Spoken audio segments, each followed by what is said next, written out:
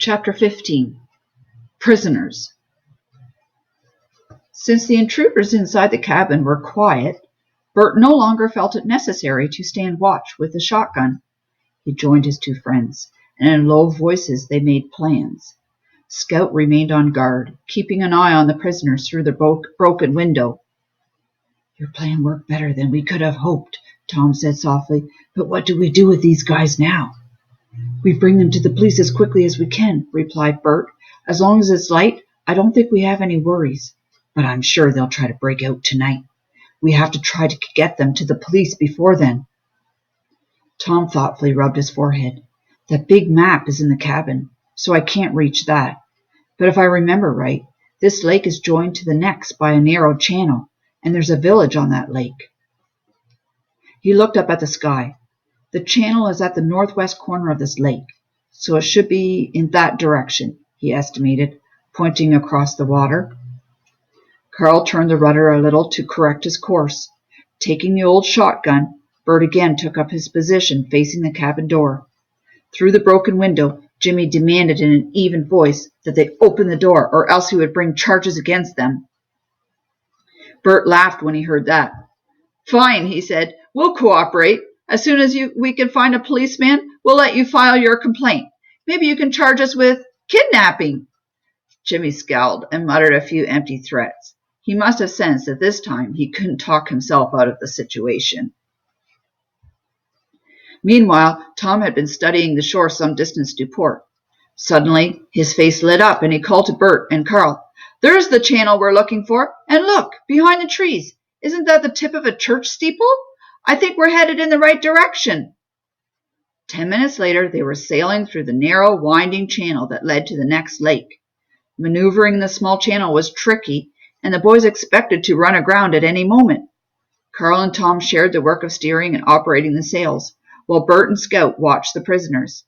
With the shore so close, the boys were sure the gang was ready to make a break for it if given half a chance. When the channel began to widen, the boys sighed in relief. Soon they emerged in a long, narrow lake shaped like a half moon, so they couldn't see the other end. One shore was bordered by tall reeds, but the other side was clear. They stayed close to this bank.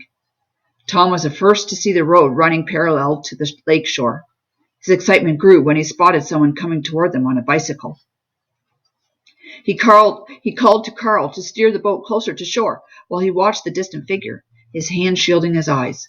"He's wearing a green uniform," Carl said. "Maybe he's a game warden or something." He brought the boat even closer to shore, and Tom waved, trying to catch the man's attention. The man seemed to have seen the sailboat already, and when he saw Tom waving, he put up his hand and began pedaling faster. As the Blue Jay pulled up along the bank, the man stopped alongside. The boys saw that he had a rifle slung across his back, so they were sure that he must be the local game warden. The man eyed the boat and the boys in obvious amazement. "How on earth did you fellows get here in a sailboat?" he asked them. "That's a long story," answered Tom, trying to avoid complications. "The important thing is that we have 5 thieves locked in our cabin. One of them is a poacher, and the other 4 are burglars and pickpockets." The warden whistled through his teeth. "Well, that's some catch. I'm always interested in poachers, of course. Let's have a look at him. Maybe I know him." He put his bike down, and Carl maneuvered the boat close to shore so that the warden could jump aboard. When he peered through the broken window, he cried, "If it isn't Jason! Ha! Did you get homesick for your old stomping grounds?" "You got nothing on me!" Jace shouted harshly. The warden laughed. "We'll see. You'll be surprised how much we know about you and your doings." The officer turned to the boys. "You've got an ugly bunch here, boys. I don't know how you got them, but I've been looking for Jace." "We'd like to get them off our hands as quickly as possible," Bert told him. "Could you help us?" The warden nodded. "Be glad to. Let me get my bike on board, and I'll show you how to get to town." With Tom's help, he pushed out the gangplank and lifted his bike on the boat. When the Blue Jay was again under full sail, the warden gave them directions. Then he explained how he knew Jason. "He's a bad one," he said. "For years he was the biggest poacher around here. I arrested him twice, but that didn't stop him. About 2 years ago, another game warden was shot and killed in the woods not far from here. We arrested Jace for it, but we had to let him go because we had no proof. A few weeks later, he disappeared. Rumor had it that he went to Amsterdam. That's why I was so surprised to see him." "The other 4 are also from Amsterdam," Tom told him. "They travel around the country in a trailer and seem to know Jason quite well. He lives in the woods along the next lake in a well-hidden shack that I stumbled on." He told the warden about his adventures in the forest. The man listened attentively. "That's interesting," he said when Tom was finished. "That hut can't have been there long, or else I would have known about it. I bet that cellar under the bed is a secret passage, so that he could escape from the hut if he were trapped in it, and also get into it easily." Tom nodded. He had suspected as much because Jason and the gang had so suddenly appeared in the shack behind him. He shuddered at the thought that they had almost caught him inside. As they talked, Carl steered the boat along the curve of the shore. Now they could see the part of the lake that had been hidden from view. At the other end lay the small town. Carl aimed straight for it, and 10 minutes later they docked the sailboat at the pier. "Good," said the warden. "Now we can bring this bunch to the police. I'm sure they have a better place to keep them than this cabin." They removed the tree from in front of the door and unlocked it. "Come out one at a time, and don't try to run. We have 2 guns, and a dog who will take a piece out of your leg if you do. I'm warning you for your own sakes," the warden growled inside the cabin. The warden growled into the cabin, holding his rifle ready. Silent and looking somber, Jason and his 4 henchmen filed out on deck. They knew when to give up. As they marched through the village, the 3 boys felt like conquering heroes. Here and there, villagers watched with open mouths as they passed by, and they saw faces looking out of the windows. Some people who knew the warden were bold enough to ask him what had happened. A few also seemed to recognize Jason. The warden gave the inquisitive ones short answers that told them little. After rounding another corner, they saw a policeman down the street. When he saw them, he hurriedly came to meet them.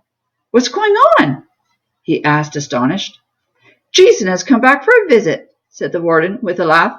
"Maybe we can persuade him to stay for a while. He came back with a few helpers. They seem to be expert pickpockets and burglars. These 3 boys can tell you more about it." The policeman studied Tom and his friends one at a time, and then the group of prisoners. "Quite a catch," he murmured. "Follow me. We have plenty of room and excellent accommodations. Isn't that right, Jason? You've stayed with us before." He led the procession down the street to a low building with barred windows. Unlocking the door, he stepped back and let the warden lead the prisoners inside. The boys stayed outside. "That's a relief," said Bert. "Finally, they're safely locked up. They won't bother anybody for a while." The 2 officers came back out, and the policeman locked the doors behind him. "If I understand this right, I'm to thank you fellows for catching these crooks," he said to Tom and Bert and Carl. "I'd like to hear more. Why don't you fellows come to my house for tea? I live not far from here." A little later, they were sitting in the policeman's living room. Because Tom knew most of the story firsthand, he did the talking. He thought he had better not tell about breaking his friends out of jail. So he told the policeman that Jimmy and his gang had picked pockets and pulled a burglary in another town, and that he and his friends had decided to track them down. He described how he had stumbled on the shack by accident. The policeman made notes on what Tom told him. Now and then he frowned, but he didn't ask any questions. When Tom stopped talking, he said, "That was an amazing story. Now my wife will pour you another cup of tea and take another cookie. I have to make a phone call." As he walked out of the room, the boys looked at one another uneasily. The man had praised them, but they could tell he was suspicious. They couldn't say anything to each other, however, because the warden was still with them as well as the policeman's wife. Fortunately, the warden started talking about Scout, who was sitting on the floor beside Tom. When he expressed his admiration for the dog, Tom couldn't resist telling him about some of Scout's adventures during the war. It was some time before the policeman returned, and when he did, he looked sternly at Tom. "Well, young man, that was some story you just told me. But I just made a phone call and learned a few more things that you neglected to tell me. Weren't 2 of you locked in jail a few days ago? And was it you that helped the other 2 escape?" The answer to the policeman's questions was written all over the boys' faces. They had turned bright red. But my friends were innocent, and I helped them get out so they could help me catch the real crooks, stammered Tom. It was the only way we could convince the police that we didn't do it. Save me your excuses, the policeman answered. Jailbreak is a serious crime. You'll have to answer for it. As he spoke, he turned his back toward the boys so they didn't see him wink at the game warden. You must admit, though, that these boys have done the police a great service by capturing Jason and his gang, the warden argued. That's true. But what do I do with the 3 of them? They're jailbreakers. Perhaps I should put them in the cell with the other 5. But we didn't do anything, cried Bert indignantly. Maybe it wasn't right for us to break out of jail, but the police wouldn't believe us. That story will have to be checked out, of course. Meanwhile, I'm prepared to let you go back to your boat if you promise not to run off, but to wait until I hear from the police in the other town. The boys heaved a sigh of relief. Shaking hands with the officer, they solemnly pledged not to try to escape. A few minutes later, they were walking down the street with the warden again. The man could see that the boys were a little glum. Don't take the constable too seriously, he said.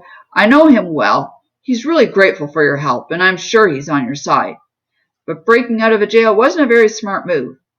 Although I think I might have done the same thing if I were in your place. The boys were glad to get back to their boat. They were exhausted after the excitement and tension of the day.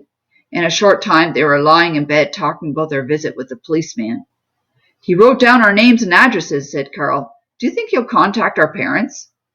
Could be, said Bert. We haven't written home like we promised. Just a couple of postcards saying that everything was going well. But they don't know anything about us being arrested for stealing. Boy, will we get it in the neck when they hear about it. What do you think, Tom? But Tom didn't answer. He had dropped to sleep as soon as his head hit the pillow.